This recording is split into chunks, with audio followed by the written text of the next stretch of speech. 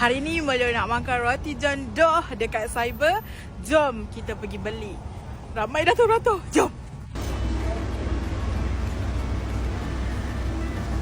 Okay, sekarang ni Melu dah sampai. So ramai ya.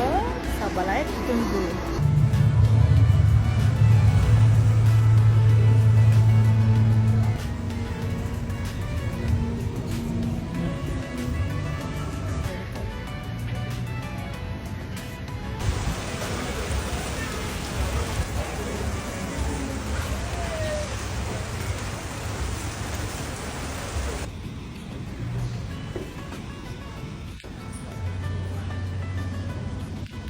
Finally, saya dapat.